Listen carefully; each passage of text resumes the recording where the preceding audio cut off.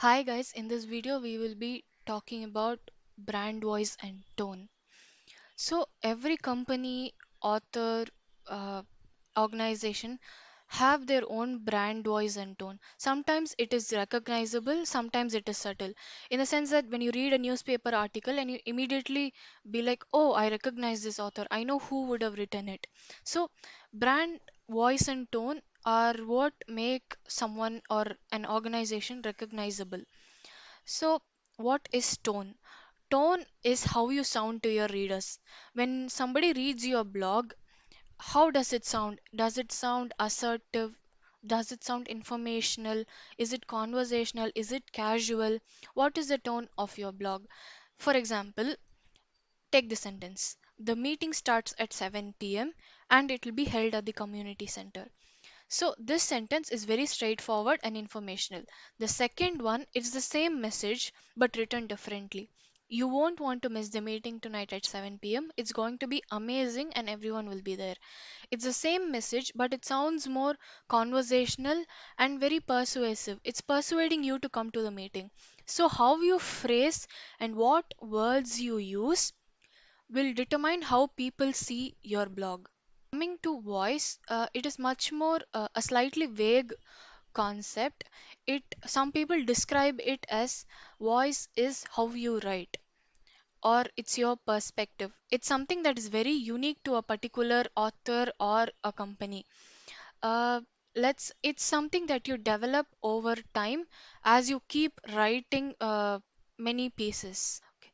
Now let's take the example of an engineering blog from two different companies, Meta and Netflix, and see how brand voice and tone make a huge difference. I have a blog from Netflix where they talk about researching on, how to make media much more searchable for its users. If you see the overall structure of the blog, it's as if they're telling a story. First, they catch your attention. See, the first thing that catches your attention here is this video. So, it's a video on the character from Stranger Things TV series, which was released on their platform. So, they catch their attention with something that is known to a lot of people. But after that, they tell you what problem they're trying to solve. So, we must provide content that will bring people joy. We must make it effortless and intuitive to choose from our library. So far, it has been very non-technical.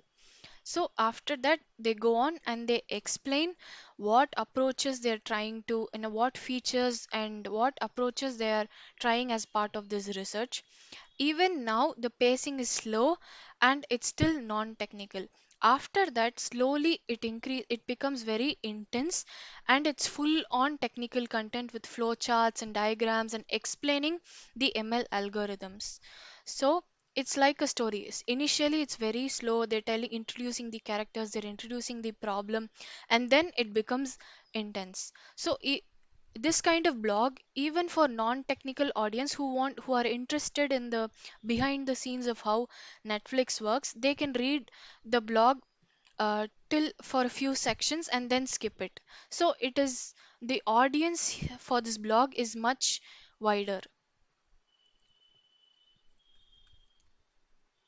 After starting slowly and then increasing the intensity of technical content, it concludes in the same speed.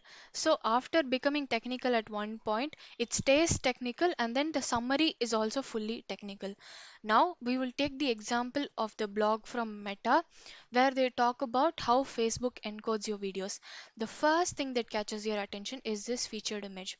This itself is a flow chart of how video encoding works. So we get an idea that it is going to be technical and it is meant for a particular set of audience. So straight away they start their tone is very formal compared to the previous blog, and then straight away they start using technical terms like video codecs, adaptive bitrate streaming. So we understand that it is going to be intense and technical throughout. So first they tell you the old previous approach that they used, and they also talk about the business side of it and how the old approach costs them resources and money and why they're switching to a new approach. So the a blog is fully technical with mathematical formulas, flow charts, and very detailed and thorough display of the concept. So if let's say Netflix decides to write the same blog, it would have been very different from what you see now. So now that we understand what a world of difference tone and voice can make, you should keep these concepts or ideas in mind while you write.